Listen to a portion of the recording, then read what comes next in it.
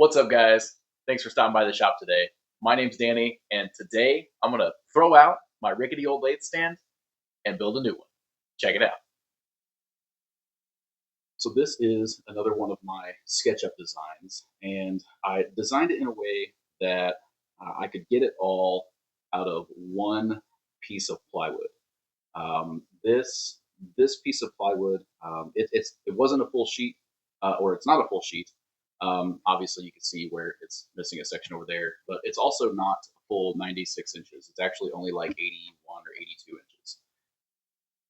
I believe I can get it all out of 3/4 of a sheet, and if that's the case, I'm going to be extremely happy.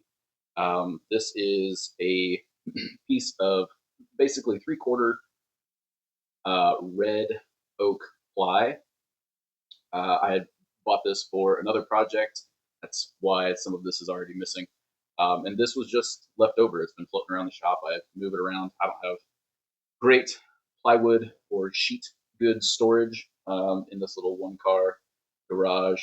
It's something I aim to fix here in the near future. But this thing has been floating around for a while, and you may or may not have noticed from some of my other wood turning videos that I am just working off of a makeshift stand at this point. So I decided it's time to, one, put this sheet of plywood to use, and two, and more importantly, to make a proper stand for that mini lathe that I have. So that's what we're going to do today. I'm going to break this thing down into parts and get those little parts over to the CNC, so that way I can get these items cut out and get this thing assembled. So let's get to it.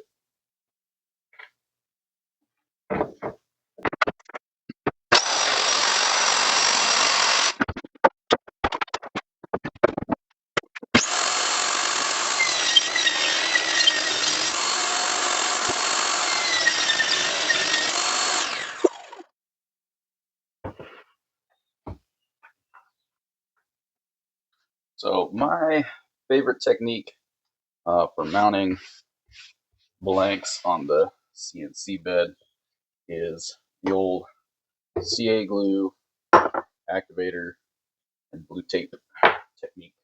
I have not used any hardware so far when using the CNC. I have managed to, this has worked every single time. Nothing has ever moved, knock on wood. So I'm going to continue going that method until something fails, I guess. So yeah, it does work. Just make sure that you use plenty of tape and CA glue.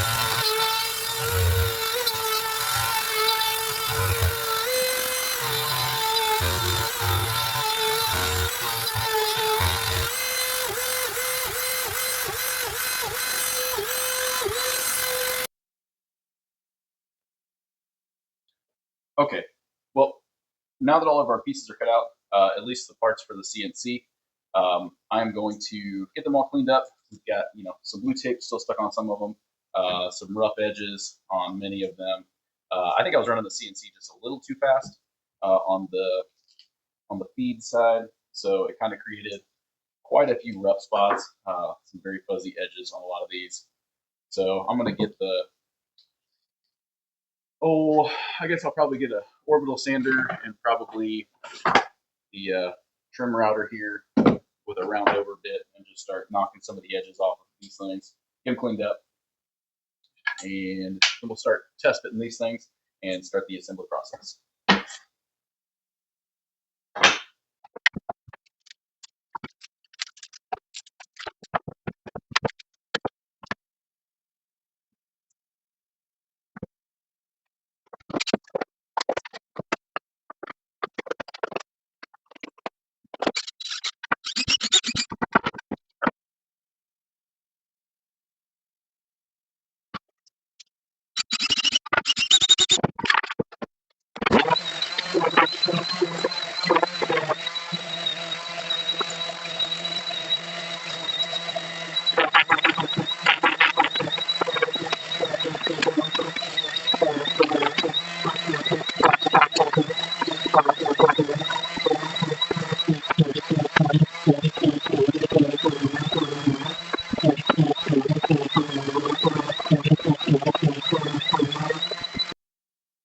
Okay, well, I've got a nasty pile of parts here. Take the glasses off. Okay, since I've got these here, there's going to have to be some test fitting and probably massaging these parts. Organize these things a little bit, a little easier. Some of these are not what I need right now. They will be used later.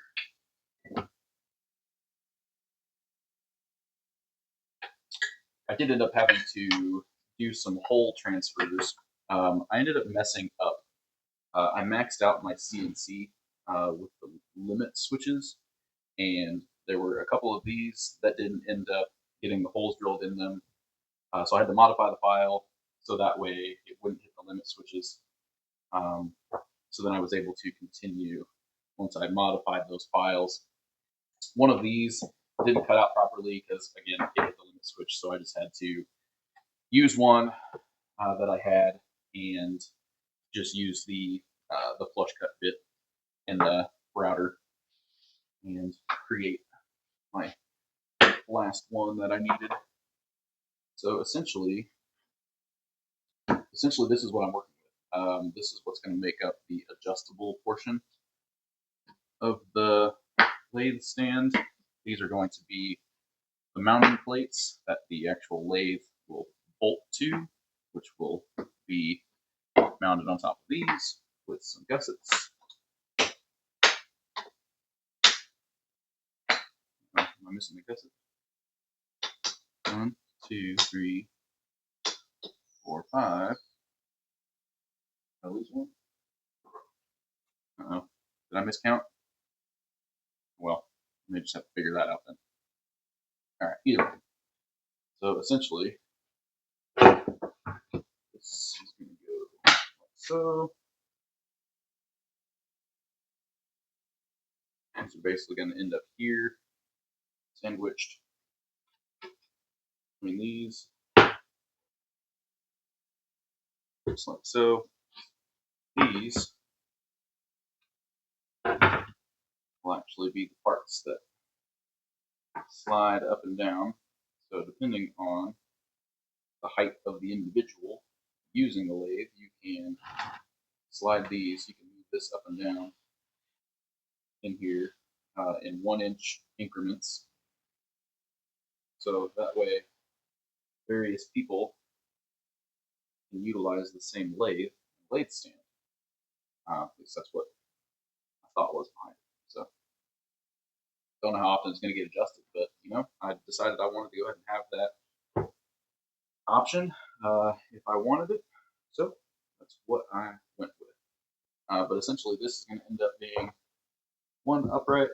There will be this one over here. These will end up mounting on top of here. Again, with these gussets here, just to reinforce that piece. And then the lathe mounts on top of that. I have inserts. I have threaded inserts for quarter 20 hardware that all of this is going to get assembled with. I will end up needing to manually cutting out the feet for these, which is exactly what this scrap piece is for. So it's this one. And then once I get these assembled and fit the way that I want them, I'll cut the stretchers to go across here, so that way everything is nicely fit. So I'm not going to pre-cut my stretchers until I get these things fully assembled, dialed in the way that I want them. Then I'll fit my stretchers to fit these openings. So I'm going to get going on all of this. There's a decent amount of assembly in here, so I'm going to start gluing and clamping and probably pin nailing these things together, so that way I can just continue through the process a little bit quicker. Don't have to wait for glue to set up fully. So I'm going to get going on that. See you guys in a while.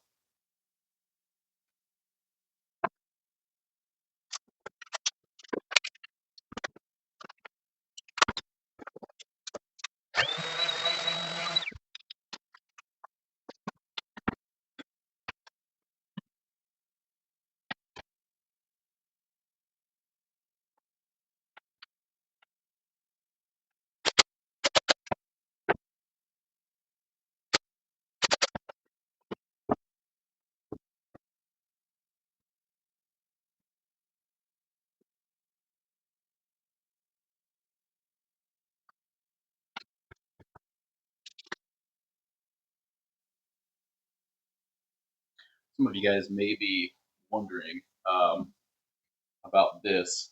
This is a pin nailer, not to be confused with a brad nailer or finish nailer.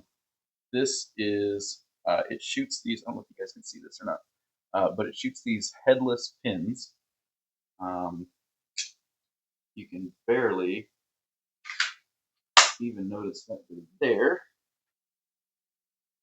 But like I said, I don't want to wait for the glue to dry because that would take hours. So what I'm doing is I'm just spreading the glue. I'm just using a Titebond 3 and spreading the glue and then using these pin nails to just hold the pieces in place until the glue has proper time to set up. So this allows me to continue going about my business, continue assembling, not having to clamp things up and wait for glue to dry.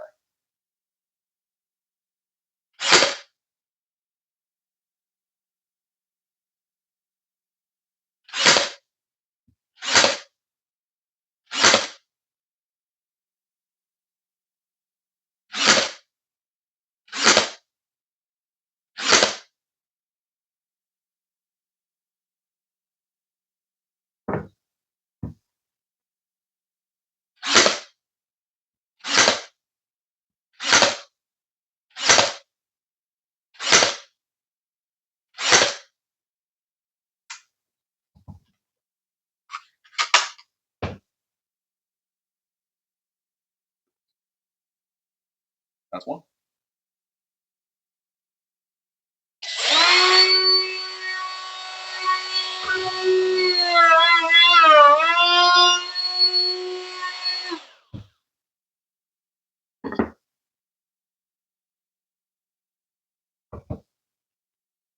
helpful tip for you.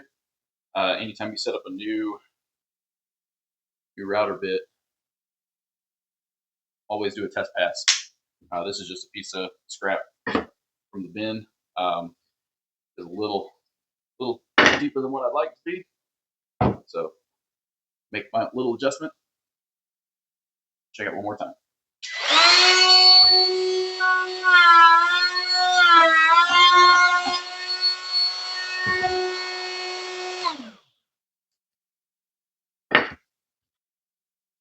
Yeah, that one's a lot better. So I'm gonna run around that thing, see if it fits in there a little bit better.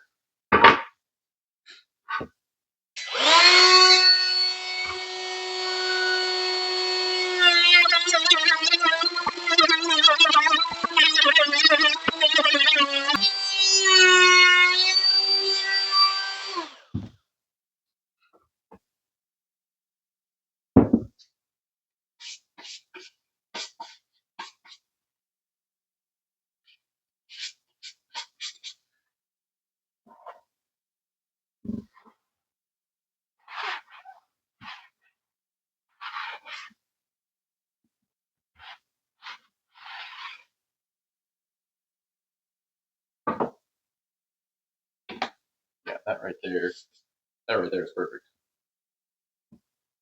That's exactly what I want. Slides up and down nice and easy. There's no wiggle to it. There's just the tiniest little bit of side to side, but that's not going to make any difference once we actually get the hardware in here. But there's no front to back. It's nice and snug. Yeah, a little bit just knocking those corners off made all the difference. So I'm going to repeat that on this one. Keep going. All right, so I've got some assorted hardware here. I've got some 5/16 T-nuts for the threaded feet. I have some 1/4 T-nuts, a couple different sizes. These ones are a little bit taller than these, just for a slightly different application on this. And then I've got some furniture bolts that I'm going to use in a couple locations. I've got 2 different lengths on those, just so that way it keeps a low profile. That's why I wanted to go with those. I will end up using some, likely some hex head bolts, being 1/4. And then I will end up 3D printing some knobs, so that way I can glue the hex heads into glue the bolts. Yeah, glue the hex head bolts into the 3D printed knobs, and then I can just use those to adjust this in and out. There would be a T-nut, or at least the idea is there'll be a T-nut on one side, pounded into this spot, and then on the opposing side there would be the bolt with the bolt with the handle, 3D printed handle on it. So that's the idea. Then it would lock it in place once you actually snug it down. But I have not printed those yet, so I'm gonna have to get on that so I can get this thing wrapped up.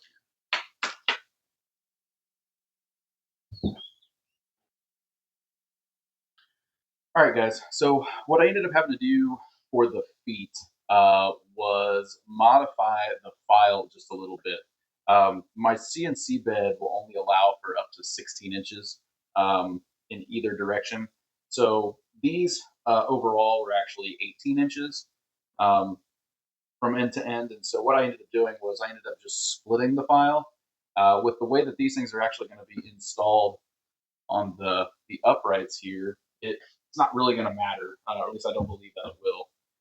These things are just going to end up inserting in here once I make this easier. These things are just going to end up in here and lining up with the holes that are in here. So I don't think that them being in 2 pieces will end up making any difference. It should be a pretty snug fit going in like this. so I'm not too concerned with it. I think by the time these things are all glued up and all of that, these things are going to be pretty solid. So I have already sanded these parts down. I'm going to get them glued up and pinned together using our awesome little pin nailer, and make some little adjustments and go ahead and get them installed.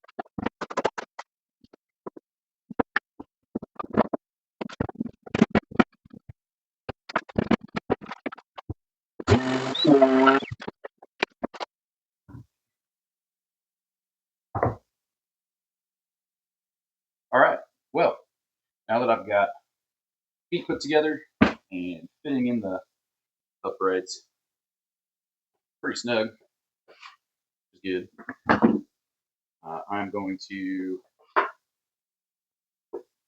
open up the holes in the feet just a little bit, just so that way I don't have to fight getting hardware in and out of there. The holes don't match perfectly; they're off just a little bit. So I'm going to open up the holes on the feet, since you'll never see those, and then get the hardware ran through here and continue on to the next step.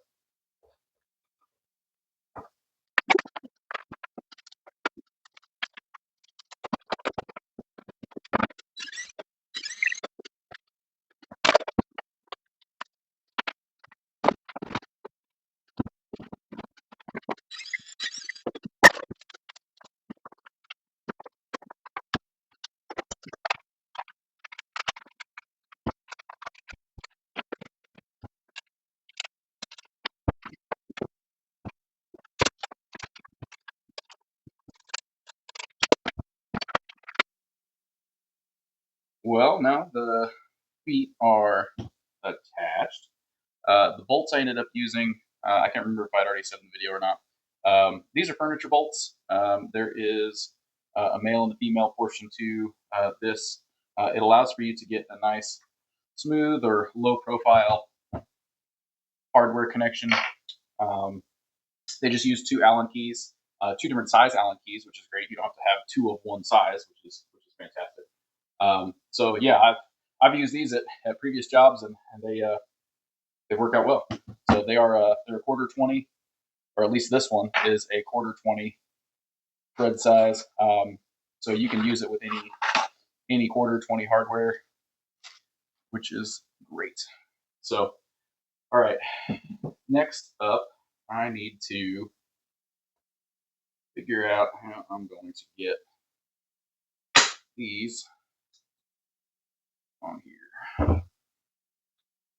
So I've got these gussets that'll go here just to hold on the mounting plate, which is this guy right here. So I'll go like that. Gussets. So like so. I guess there's nothing to it but to do it, I guess. Get it glued and pinned on there. I want to clamp these just so that way I get a nice solid connection. All right. There you have it.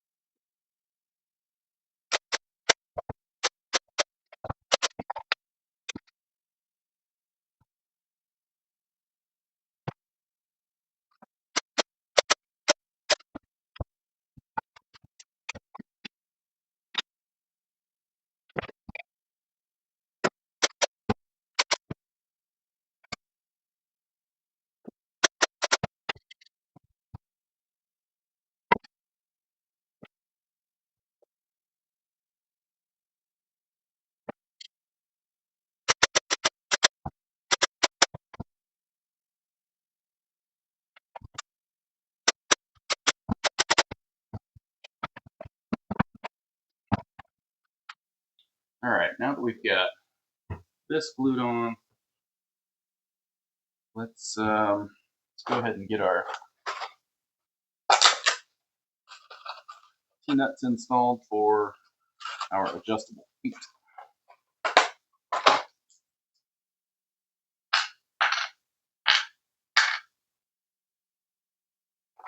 These are 5/16. What is it? 5/16 by 18 or something like that. Grid. What does it say? Yeah, 5/16 by 18.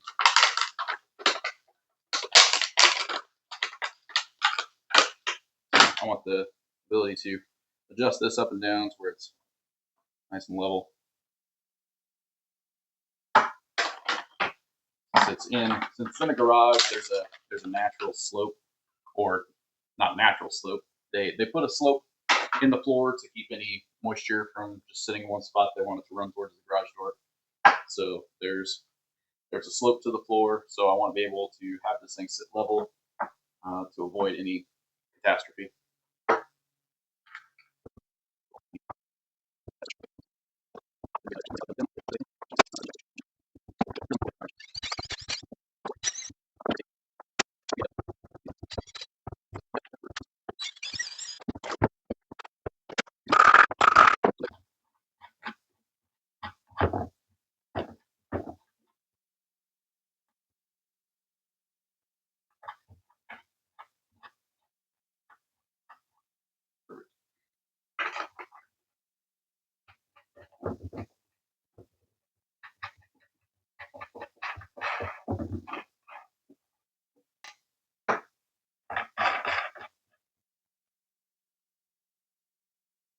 So if you've never used these T-nuts or rosette nuts or whatever they're called, I guess they're pronged T-nuts.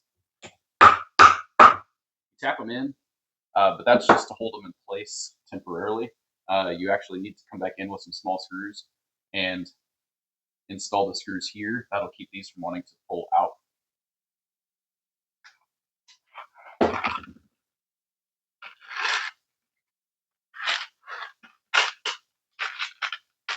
These are a number 6 5/8 flathead wood screw. These should do exactly what I need it to do. I got way too much stuff going on here.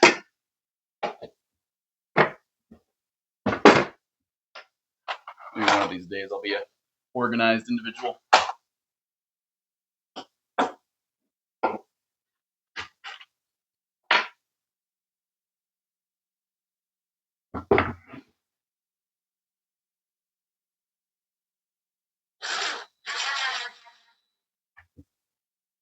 And that is all it does. There are the little notches here on the T-nut, and this just keeps it from backing out.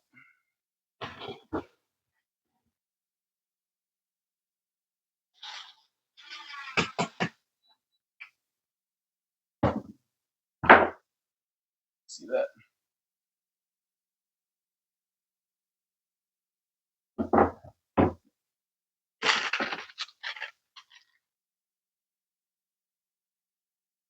We'll go ahead and get the remaining 8 screws put in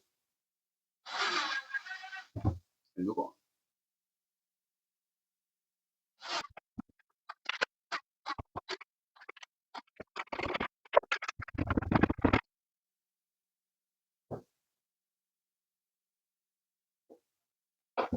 Okay. So here's the star of the hour. I don't know. This is the Rockler 1018 mini lathe. You guys have seen it in my other videos. This is the only lathe I've ever used. It's the only lathe I've ever had. So my wife had got me this for Christmas here just a few months ago. It's the end of April right now. I just got done celebrating Easter last weekend. And she got me this as a Christmas gift just 4 months ago. So she's probably regretting every moment of it because now I spend a lot of time doing this.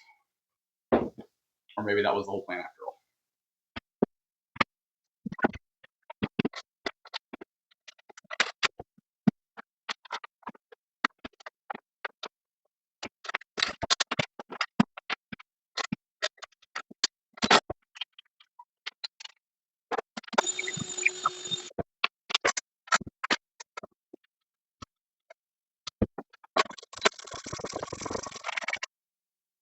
Okay, so what I ended up having to do, my idea did not work. I could not use the T-nuts.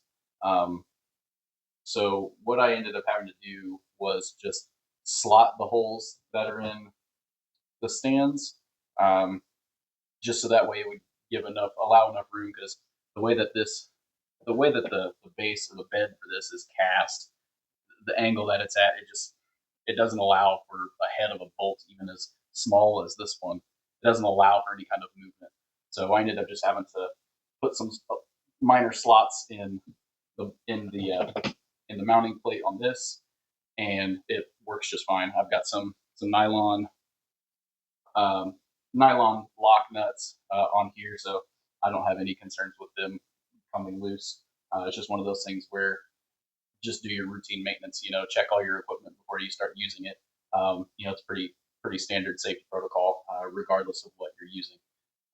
So that's just going to become part of the routine before I use it each time. Is just make sure that every nut and bolt is snug.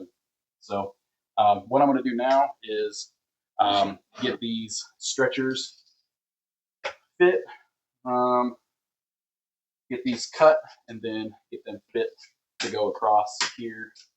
So that way it'll take this little bit of wiggle that I have in here out of it and get this thing on the ground. Right. I've got my stretchers cut, and I went ahead and radiused inside because due to the CNC, these are radiused. I used a scrap piece of plywood until I slowly dialed in the right fit on the width of these stretchers. So that way they fit snugly in the gap here. So this fits quite nice and sturdy. I mean, just that one, not even secured, and it's already a lot better, a lot more secure. Took a lot of that wobble out of it. One of these had stamp on it.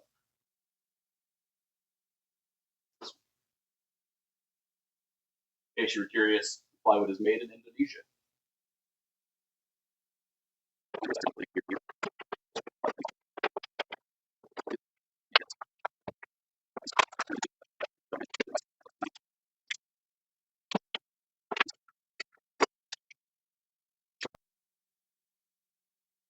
Okay, those are drilled out.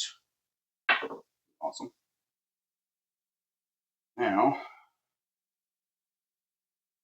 put these back on here.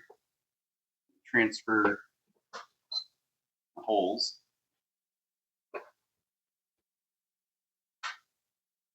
It's 1/4 inch Forstner bit. Just drop it right down in here. It's a snug fit. We use it just to push down to create a dimple inside. And I'll come back in with a drill, transfer those.